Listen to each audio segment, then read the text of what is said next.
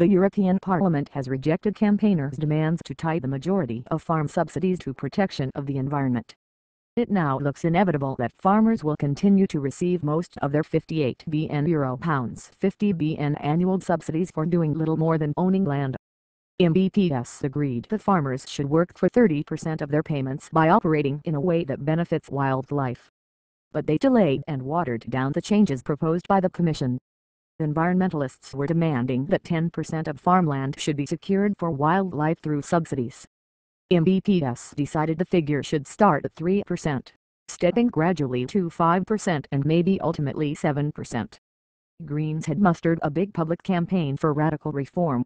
The poll from the Campaign for the Protection of Rural England suggested that 84% of people wanted farmers to protect wildlife and the countryside. Proper balance. The chair of the Parliament's Agriculture Committee, Paolo Di Castro, said, "We have struck the proper balance between food security and improved environmental protection, so that the new EU farm policy can deliver even more public goods to EU citizens. But it also must be made less bureaucratic and fairer to farmers, not least to empower them to cope with crises."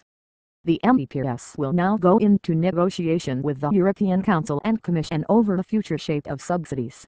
Environmentalists are bitter overall at the Parliament decision, but relieved that MEP turned down amendments weakening the Commission's plans for the so-called greening of the Common Agricultural Policy even further. The MEPs rejected a proposal that farmers could be paid twice over for helping wildlife, the plan declared illegal by the Commission. They also agreed that farmers who break laws on, say, hormones or pollution, should lose some of their subsidies as a consequence. Tobacco-subsidized vancomycin from the Green Group WWF said, "It is a relief that some of the more ridiculous proposals to undermine the greening have not been accepted. But overall this is a very weak package. This is very far from what the citizens of Europe have been demanding." The BirdLife campaigner Trees Robertson accused the MEPs of confusion and incoherence. "This is very, very disappointing. Obviously it is not as completely awful as it might have been, but this was supposed to be a radical reform of the CAP and we are not seeing that." She was angry that MEPs turned down an opportunity to oblige farmers to earn subsidy by obeying the existing Water Framework Directive and Birds and Habitats Directives.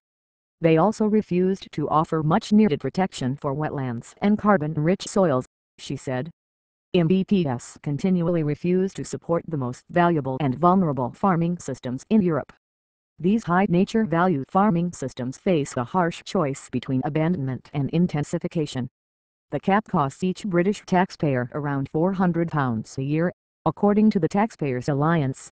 Some of that cash will continue to subsidise tobacco farmers, following the Wednesday's vote, despite Europe-wide efforts to reduce smoking. Parliament did agree that income from subsidies should not exceed €300,000 for any individual farm. But critics warn that farmers will simply split farms administratively to gain their maximum subsidies.